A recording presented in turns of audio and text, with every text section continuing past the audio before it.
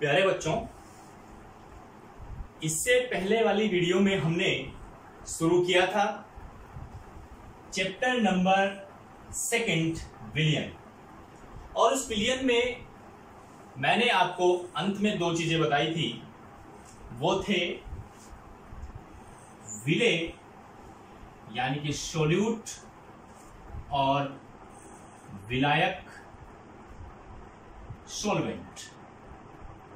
विले और विलायक, ये 2 चीज बताई गई थी।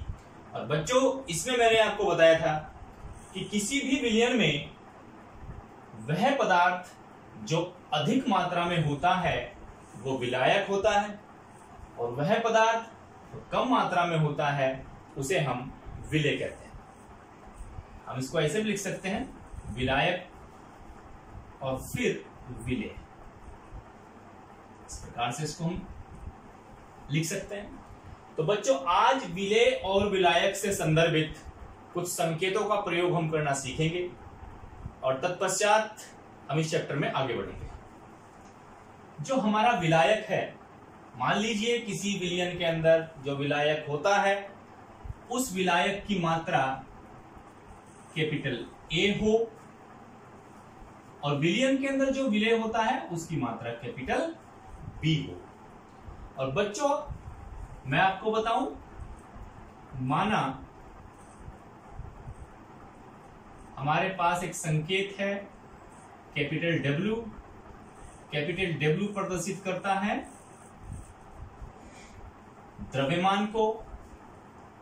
हमारे पास संकेत है कैपिटल एम, ये प्रदर्शित करेगा आणविक द्रव्यमान को। आणविक द्रव्यमान, मॉलिक्यूलर जो आपका वेट होता है।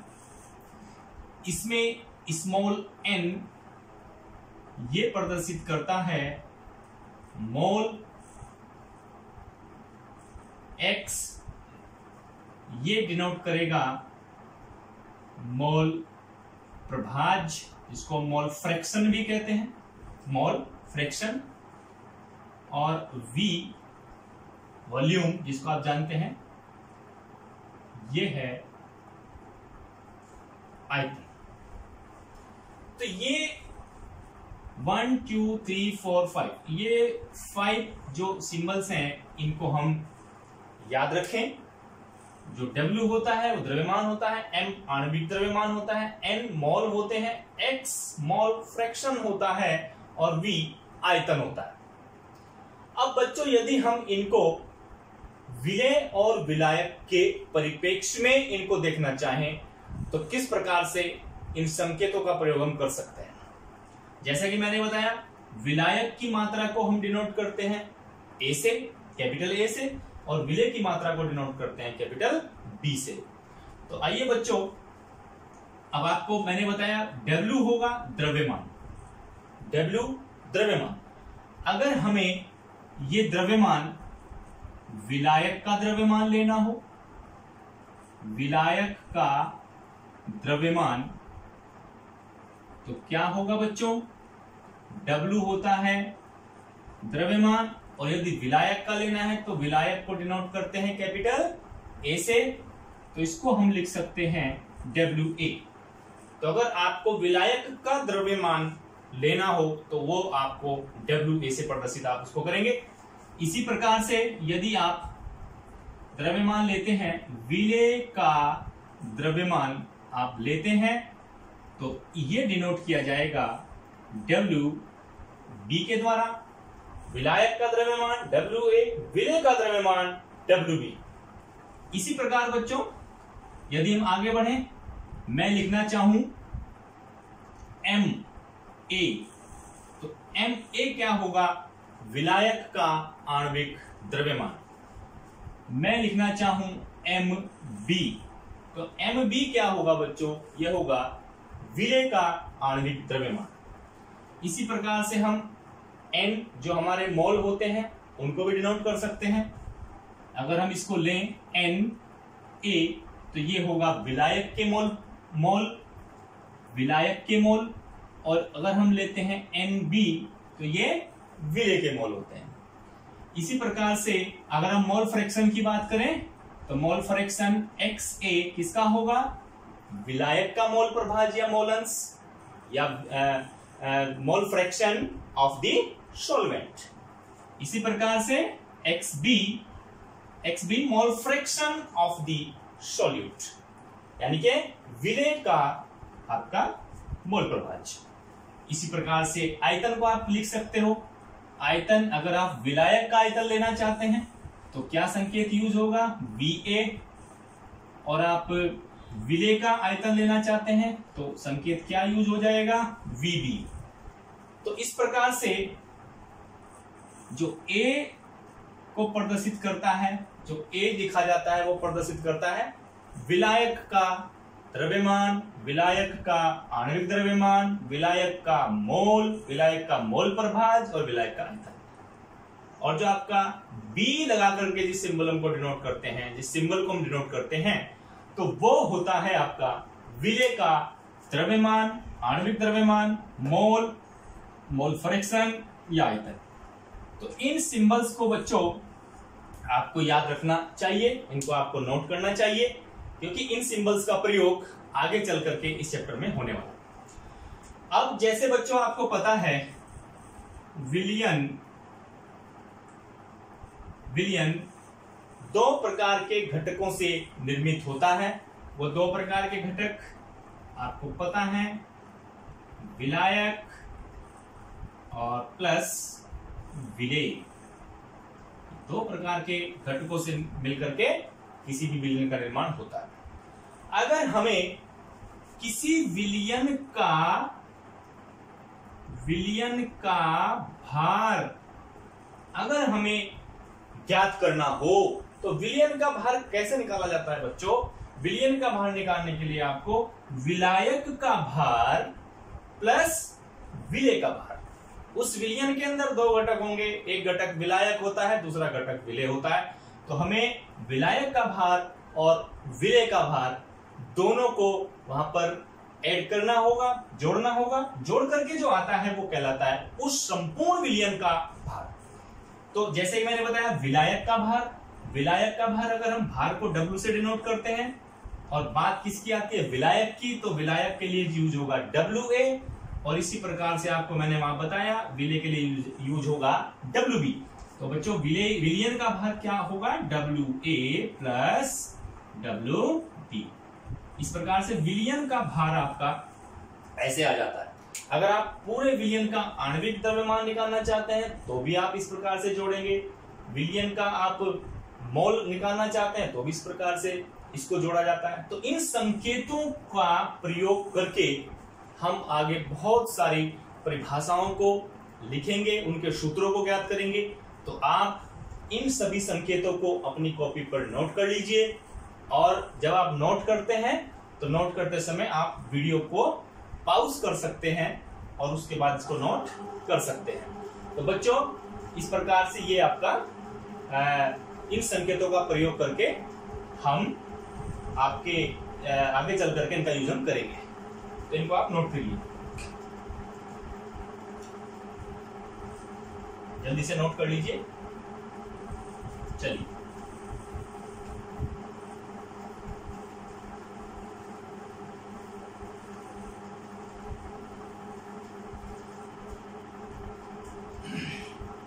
चलिए बच्चों आगे बढ़ें। किसी विलयन की सांद्रता व्यक्त करने की विधियां, विलयन की सांद्रता व्यक्त करने की विधियां। एक शब्द बच्चों आपके पास आता है सांद्रता, जिसको हम इंग्लिश में बोलते हैं कंसंट्रेशन, CONCENTRATION। कंसंट्रेशन मीन्स सांद्रता।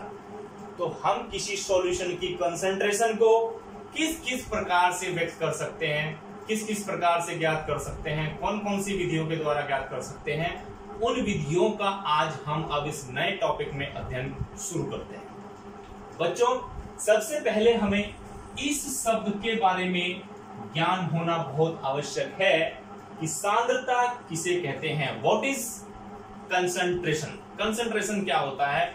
बच्चों, जैसा कि मैंने आपको बताया, विलयन की यदि हम बात करें तो विलयन के अंदर दो कंपोनेंट्स होते हैं। पहला कंपोनेंट्स बच्चों होता है विलायक और दूसरा कंपोनेंट्स होता है विलेय। तो सांद्रता क्या होती है बच्चों? सांद्रता किसको कहते हैं? आपको पता है किसी भी सॉल्यूशन विलयन का निर्माण इन दोनों से होगा, इन दोनों को मिलाने से होगा। तो बच्चों, यदि हमें ये ज्ञात करने लगे, अगर हम ये ज्ञात करने लगे कि किसी विलयन में विलायक की निश्चित मात्रा में, ये जो विलायक हमारे पास है, इस विलायक की निश्चित मात्रा में विलेय कितना उपस्थित है। किसी विलयन में विलायक की निश्चित मात्रा में जितना विलेय घुला होता है, जितना विलेय पदार्थ उपस्थित होता है, अगर वो हम ज्ञात कर रहे हैं तो इसका मतलब हम उस विलयन की क्या ज्ञात कर रहे हैं बच्चों?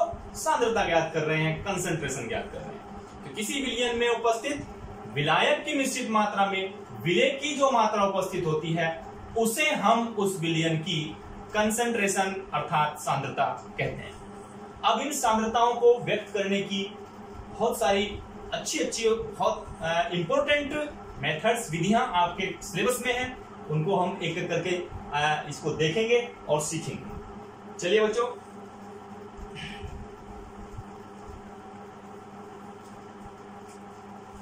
सबसे पहला है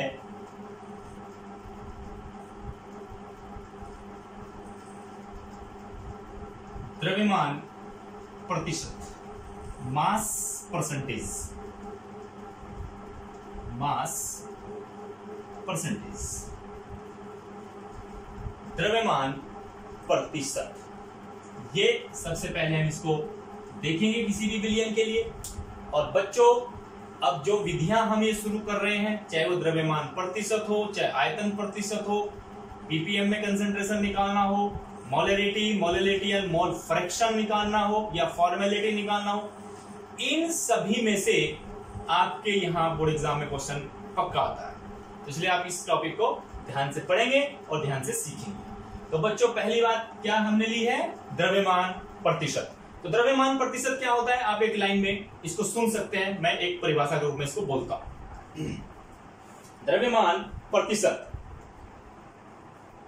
किसी विलयन के 100 ग्राम में उपस्थित विलेय के ग्राम अणुओं की संख्या को उस विलयन का द्रव्यमान प्रतिशत कहते हैं। किसी विलयन के 100 ग्राम में उपस्थित, किसी विलयन के 100 ग्राम में उपस्थित, किसी विलयन के 100 ग्राम में उपस्थित विलेय के ग्राम अणुओं की संख्या को उस विलयन की का द्रव्यमान प्रतिशत कहते हैं। और द्रव्यमान प्रतिशत जो मास परसेंटेज होता है, इसको ज्ञात करने का एक फॉर्मूला है बच्चों, उसको आप नोट करेंगे। विलयन में विलेय का भार अपॉन विलयन का भार, और चूंकि परसेंटेज निकाल रहे हैं, इनटू 100। ये एक साधारण सा फॉर्मूला है बच्चों। द्रव्यमान परसेंटेज अगर हमें निकालना है तो उसके लिए आपको क्या करना है? विलेय का भार, उस विलयन में विलेय कितना है, जैसे मैंने आपको बताया था विलेय विलायक, और अपॉन भाग किससे करनी है? विलयन का भार कितना है। विलायक का भार नहीं बोला है मैंने बच्चों, विलयन का भार बोला है। और विलयन का भार आपको मैंने बताया था, विलयन का भार कैसे निकालते हैं? विलायक का भार प्लस विलेय का भार, दोनों को जोड़ करके जो आता है वो होता है बच्चों विलयन का भार। और परसेंटेज जब निकालते हैं तो इसको इंटू 100 से इसको मल्टीप्लाई करते हैं। आपको पता है कि कोई भी किसी भी पदार्थ का जो प्रतिशत होता है, तो परसेंटेज ज्ञात होती है, जो ज्ञात की जाती है वो 100 में से देखा जाता है बच्चों। तो ये एक फार्मूला आप जरूर याद रखें, द्रव्यमान परसेंटेज इज इक्वल टू विलेय का भार अपॉन विलयन का भार इंटू 100। इससे हम द्रव्यमान परसेंटेज निकाल सकते हैं। मैं दो एग्जाम्पल आपको बताऊंगा, एक छोटा सा साधारण एग्जाम्पल बताऊंगा और एक वो एग्जाम्पल आपको बताऊंगा जो बोर्ड एग्जाम में बार बार आता है, और उसके बाद मैं आपको प्रैक्टिस क्वेश्चंस भी दूंगा अपने नोट्स के माध्यम से, उसको आप घर पे प्रैक्टिस करेंगे। चलिए बच्चों, तो पहला एग्जाम्पल मैं लेता हूं जल्दी से, एग्जाम्पल नंबर फर्स्ट, इसको मैं ले लेता हूं।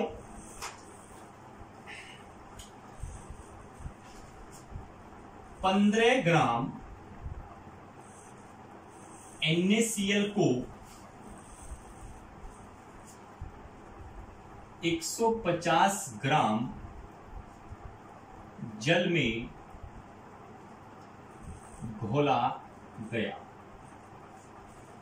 घोला गया। विलयन में NaCl का द्रव्यमान प्रतिशत यानी कि मास परसेंटेज ज्ञात कीजिए। ये क्वेश्चन है बच्चों, मैंने बोर्ड पे लिख दिया है। 15 ग्राम NaCl को 150 ग्राम जल में घोला गया, विलयन में NaCl का मास परसेंटेज क्या होगा। चलिए देखिए बच्चों, ये मात्रा कितनी हुई 15 ग्राम, ये मात्रा कितनी हुई 150 ग्राम, जैसे कि बार बार आपको बताया गया है। तो इस सवाल में हमको बच्चों क्या दिया है, जो चीजें दी गई है उसको देखते हैं। तो 15 ग्राम और 150 ग्राम में से कौन सी मात्रा कम हुई, कौन सी मात्रा अधिक हुई, उसके आधार पर हम विलेय और विलायक को निर्धारित करते हैं। तो बच्चों 15 ग्राम मात्रा विलेय होगा, तो इसमें विलेय कौन है, विलेय NaCl, विलेय यानी कि NaCl का भार हमारे पास कितना है बच्चों 15 ग्राम। चलिए विलायक कौन है बच्चों, जल H2O का भार इक्वल टू कितना है 150 ग्राम्स, 150 ग्राम। अब एक विलयन हमारे पास है, दोनों को मिलाने के बाद जो आता है वो विलयन आता है। आपको पता है दो या दो से अधिक पदार्थों के समांगी मिश्रण को विलयन कहते हैं। तो नमक और जल का जो विलयन होता है, मिश्रण होता है, वो समांगी मिश्रण होता है, इसलिए वो विलयन होगा। ये बातें हो चुकी हैं। तो इसमें यदि हम यहीं पर देखें विलयन का भार, तो विलयन का भार बच्चों कैसे निकालते हैं, विलेय का भार प्लस विलायक का भार। विलेय का भार कितना है बच्चों, यानी कि अगर विलयन का भार निकालना हो तो WA प्लस WB। तो WA मतलब विलेय का भार कितना है बच्चों 15 ग्राम प्लस WB 150 ग्राम। चलिए 150 10 60 165 ग्राम 165 ग्राम, ये हमारे विलयन का भार हो जाता है बच्चों। चलिए मास परसेंटेज निकालने का फॉर्मूला क्या था बच्चों, mass percentage is equal to, या फॉर्मूला दोबारा लिखूं, ये लिखा हुआ है द्रव्यमान परसेंटेज इज इक्वल टू, आपको फॉर्मूला लिखना है बच्चों।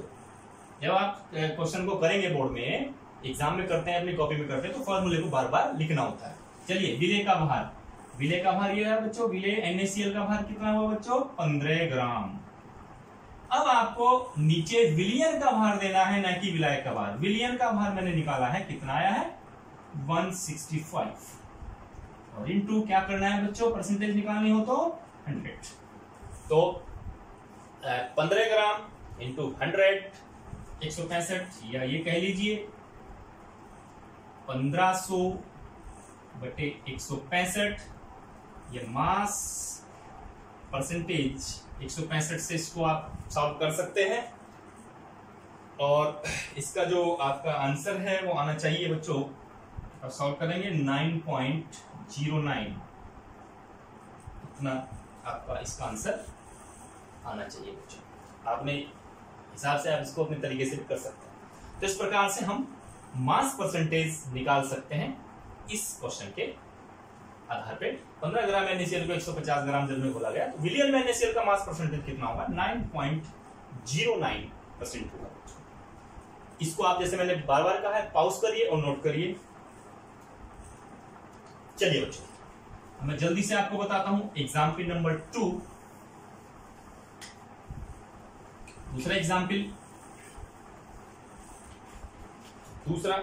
आपको मैं बताता हूं, बहुत इंपॉर्टेंट है, कि कई बार पेपर में आया बच्चों।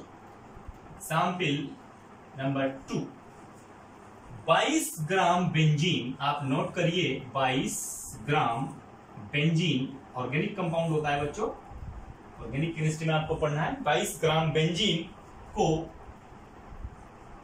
122 ग्राम ये कंपाउंड है कार्बन टेट्रा क्लोराइड। इसका प्रतीक होता है बच्चों CCl4। 22 ग्राम बेंजीन को 122 ग्राम कार्बन टेट्राक्लोराइड, जिसका आणविक सूत्र होता है CCl4 में घोला गया,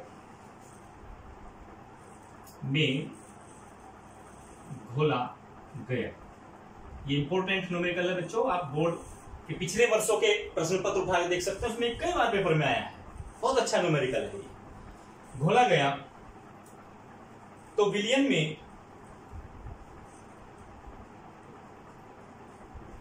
में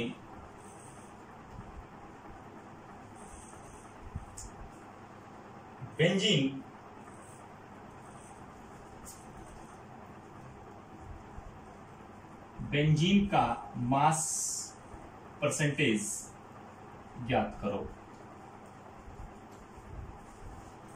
मास परसेंटेज ज्ञात करो, ये क्वेश्चन है बच्चों। 22 ग्राम बेंजीन को 122 ग्राम कार्बन टेट्राक्लोराइड में घोला गया तो विलियन में बेंजीन का मास परसेंटेज कितना होगा। चलिए बच्चों इसको सॉल्व करते हैं, इसको हल करते हैं।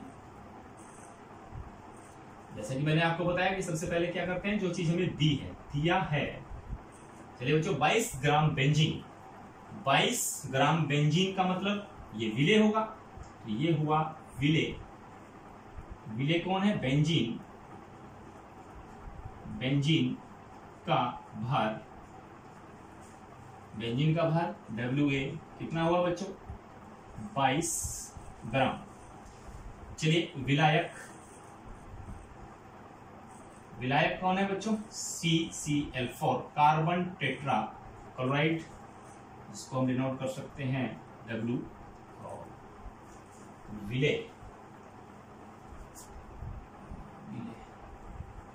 WB और ये WA, यस 122 ग्राम। चलिए बच्चों जहां विलायक होता है बच्चों वहां आप A लगा सकते हैं, अगर पहले न्यूमेरिकल में हुआ हो तो आप A लगा लीजिए। तो विलियन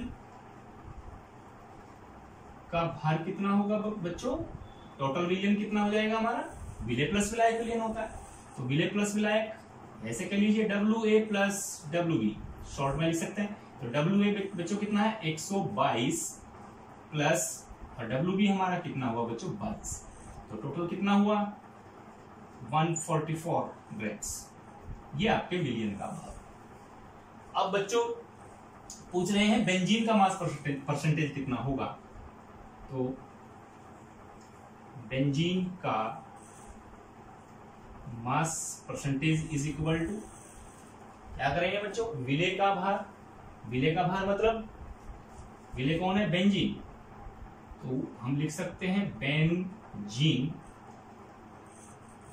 इस विलियन में बेंजीन का भार अपॉन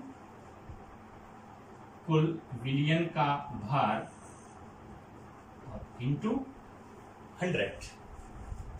बताइए बच्चों बेंजीन का भार कितना है, बेंजीन ये कितना 22 ग्राम अपॉन विलियन का भार कितना हुआ बच्चों, ये विलियन का भार है 144 ग्राम इंटू 100। इसको आप सॉल्व कर लेंगे और सॉल्व करने के बाद आपका आंसर बेंजीन के लिए 15.28 इतना आना चाहिए, ये आपका आंसर हो जाएगा बच्चों। इसको आप देख सकते हैं बच्चों। यदि इसी सवाल में अगर हमसे पूछा जाता बेंजीन और कार्बन टेट्राक्लोराइड दोनों का परसेंटेज बताइए, तो हमें ये तो नंबर 1 बेंजीन का हमने बताया, नंबर 2 अगर हमें CCl4 यानी कि कार्बन टेट्राक्लोराइड का भी बताना हो तो हम क्या कर सकते हैं बच्चों, किसका भार लेंगे इस बार, CCl4 का भार अपॉन विलियन का भार और इंटू 100। तो CCl4 का भार कितना हुआ बच्चों, ये 122 ग्राम, विलियन का भार 144 इंटू 100, यहां से आप CCl4 का जो द्रव्यमान है वो भी आप निकाल सकते हैं। तो ये आपका आना चाहिए बच्चों 84.72%। 84.72%। अगर इतना आपका आता है तो आपका राइट है, ये आपका। और अगर दोनों का अलग अलग निकालते हैं बच्चों तो दोनों परसेंटेज का योग अप्रॉक्स 100 होना चाहिए। अगर हमारा दोनों परसेंटेज का योग अप्रॉक्स 100 के आसपास आ जाता है तो इसका मतलब हमारा आंसर, दोनों आंसर हमारे सही है। बच्चों एक मैं आपको जरूर बताऊंगा कि यदि हमें क्वेश्चन के अंदर केवल बेंजीन का ही मास परसेंटेज पूछा गया हो तो आपको बेंजीन का ही मास परसेंटेज वहां पे निकालना है, वहां पर फिर आपको कार्बन टेट्राक्लोराइड का मास परसेंटेज नहीं निकालना है। और यदि आपको दोनों का मास परसेंटेज पूछते हैं तो फिर आप दोनों का मास परसेंटेज वहां पर दे सकते हैं। तो ये क्वेश्चन बहुत इंपॉर्टेंट है बच्चों। इस प्रकार से हम मास परसेंटेज किसी भी विलियन के अंदर ये इस विधि के द्वारा ज्ञात कर सकते हैं। आप इसको चेक कर लीजिए, नोट कर लीजिए।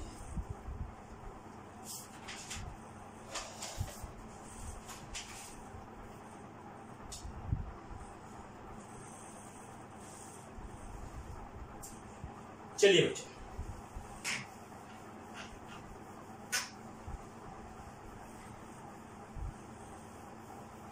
हम क्या पढ़ रहे हैं बच्चों? विलियन की सांद्रता व्यक्त करने की विधि। चलिए इसमें सेकंड है, पहला था द्रव्यमान प्रतिशत, अब सेकंड है आयतन प्रतिशत। किसी विलियन के 100 मिलीलीटर में उपस्थित विलेय की मिलीलीटर में संख्या को उस विलियन का आयतन प्रतिशत कहते हैं। इसका एक फार्मूला मैं लिख देता हूं। आयतन प्रतिशत इज इक्वल टू विलेय का आयतन ml में अपॉन विलियन का आयतन ml में और इंटू क्योंकि परसेंटेज है इंटू 100। ये उसी से मिलता जुलता है पहले वाले से। विलेय का आयतन ml में अपॉन विलियन का आयतन ml में इंटू 100। जल्दी से एक एग्जाम्पल इसमें आप ले लेते हैं। चलिए बच्चों,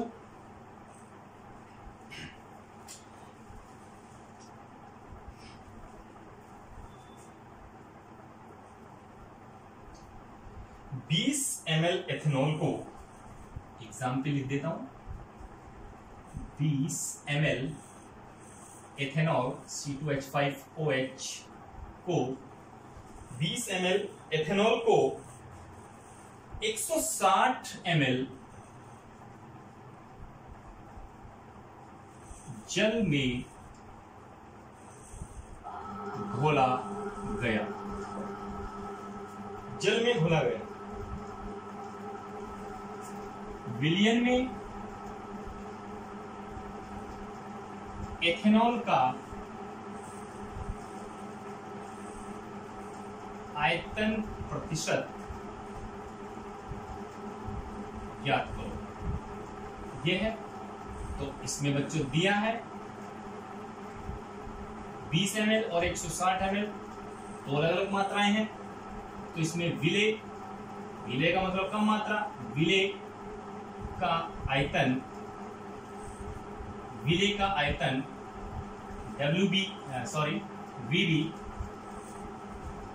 VB ये होगा इज इक्वल टू 20 ml और विलायक का आयतन VA ये होगा 160 ml। और बच्चों इसी प्रकार से आप निकाल सकते हो विलियन का आयतन कैसे निकलता है, VA प्लस VB विलायक का आयतन और प्लस विलियन का विलेय का आयतन, दोनों को जोड़ लेते हैं। तो VA हमारे पास है 160 और ये हुआ 20, कितना हुआ बच्चों 180 ml। ये टोटल विलयन का आयतन हुआ। तो आयतन प्रतिशत इज इक्वल टू विलय का आयतन ml में, विलय का आयतन ml में हमारे पास 20 ml है बच्चों, विलयन का आयतन हमारे पास 180 ml है और इंटू 100। तो इसको आप काट सकते हैं इस प्रकार से लगभग इतना, और इसका आंसर मैं लिख देता हूं ताकि आप इसको मैच कर सकें। 11.11 इतना परसेंट इसका आंसर बच्चों आना चाहिए, 11.11। तो लगभग वही द्रव्यमान परसेंटेज की भांति है, इसको आप इस प्रकार से याद कर सकते हो। चलिए बच्चों, इस प्रकार से इसको आप आयतन परसेंटेज देख सकते हैं।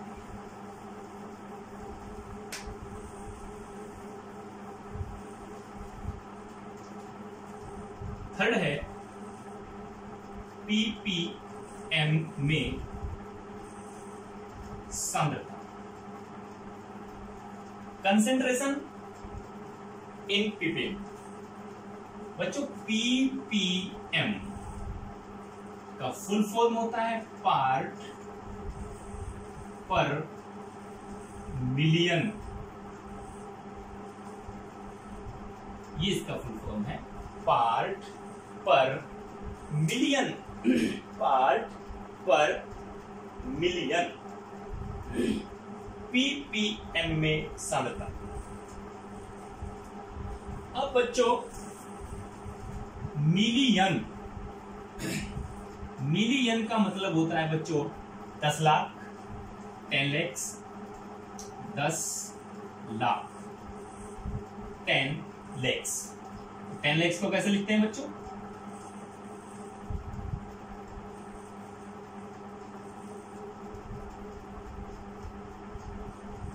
ये 1 के सामने 60 10 lakhs हो जाता है।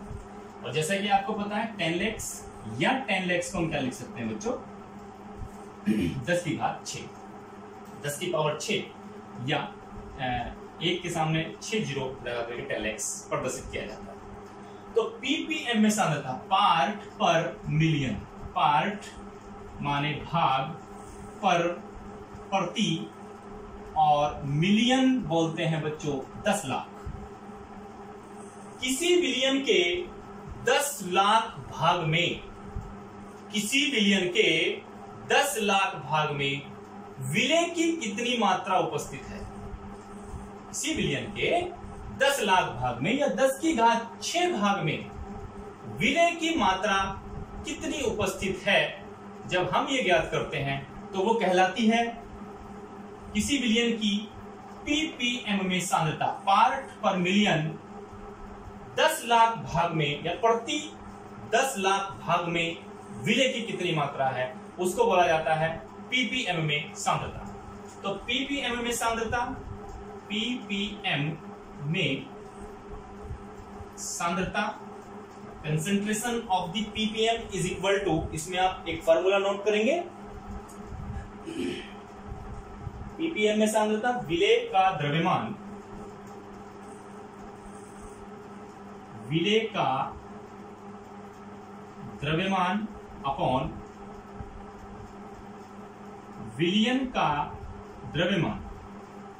बच्चों इससे पहले हम निकालते थे परसेंटेज, चाहे द्रव्यमान परसेंटेज हो, मास परसेंटेज हो या आपका वॉल्यूम परसेंटेज हो, उसमें हम यहाँ इंटू 100 करते थे क्योंकि हमें परसेंटेज निकालना होता है 100 में से।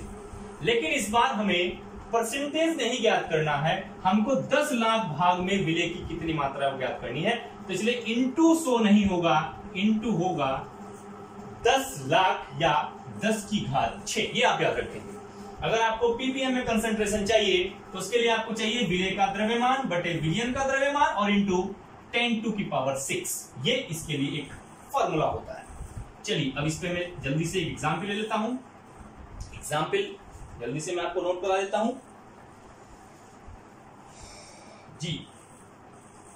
समुद्री जल के प्रति किलोग्राम में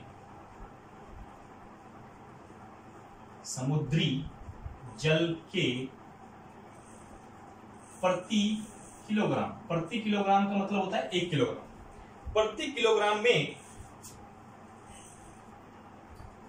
5.8 इंटू 10⁻³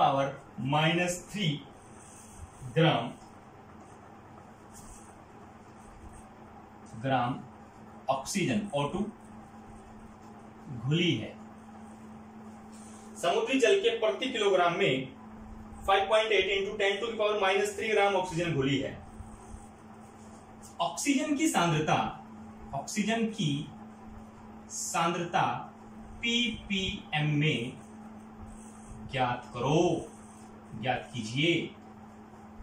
ये एक छोटा सा सवाल हमारे पास है। समुद्री जल के प्रति किलोग्राम में 5.8 इंटू 10⁻³ ऑक्सीजन है, तो उसमें ppm में उसका कंसेंट्रेशन हमें निकालना होगा। तो बच्चों इसमें देख सकते हैं दिया है समुद्री जल का कितने किलोग्राम प्रति किलोग्राम, 1 किलोग्राम जल हमारे पास है।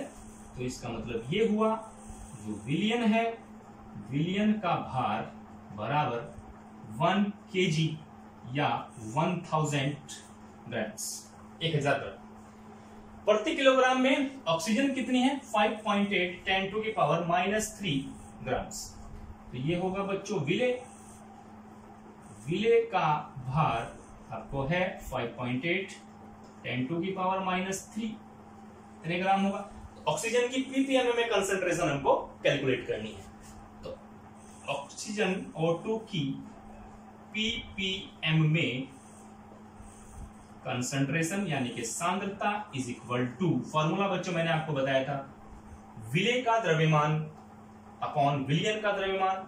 इसको आप लिख सकते हैं ग्राम में, इसको भी ग्राम में, और इंटू 10⁻6 10⁶। तो विले यहां पर ऑक्सीजन है 5.8 10⁻³ विलियन 1 किलोग्राम जो समुद्री जल है कितना है 1 kg या 1000 ग्राम्स, और इंटू बच्चों क्या करना होता है 10⁶। चलिए 1000 को हम क्या लिख सकते हैं 5.8 10⁻³ और 1000 को लिख सकते हैं 10⁻3।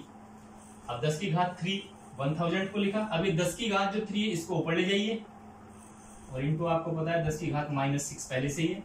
चलिए इसको भी ऊपर ले जाते हैं, तो बच्चों क्या होगा 5.8 10⁻³ पहले से है, और ये प्लस की है ऊपर जाएगी माइनस की होगी, तो -6 ये हो जाएगी -6, और इंटू आपको पता है सवाल में 10⁻+6 ये फॉर्मूले में है।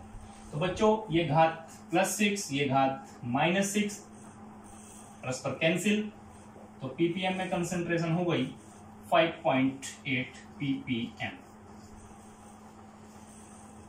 ये हमारा इसका आंसर होगा। तो इस प्रकार से ppm में जो कंसंट्रेशन निकाला जाता है पार्ट पर मिलियन, प्रति 10 लाख भाग में विले कितना है, तो उसका फार्मूला आप याद रखें, विले का द्रव्यमान अपॉन विलियन का द्रव्यमान और इंटू 10⁶। याद रखेंगे 10⁶ क्यों किया, मैंने बोला पार्ट पर मिलियन।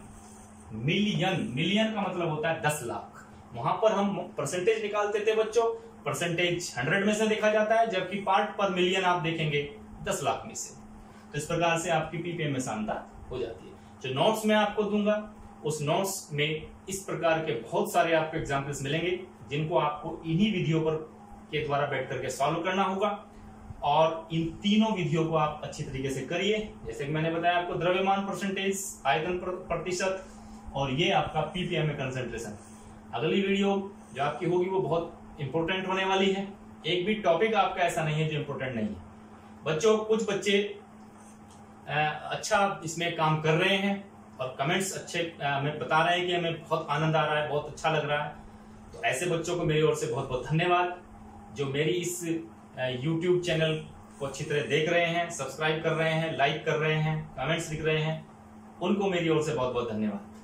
और जो बच्चे नहीं लिख रहे हैं, जो बच्चे लाइक नहीं कर रहे हैं, चैनल को सब्सक्राइब नहीं कर रहे हैं, आप लोग भी कृपया चैनल को सब्सक्राइब और लाइक जरूर करें। तो आज की वीडियो बच्चों यहीं समाप्त करता हूं। और ये वीडियो आपको कैसी लगी कमेंट्स करके मुझे जरूर बताएं। नेक्स्ट टॉपिक लेकर मैं अगली वीडियो में उपस्थित होऊंगा। तब तक के लिए नमस्कार।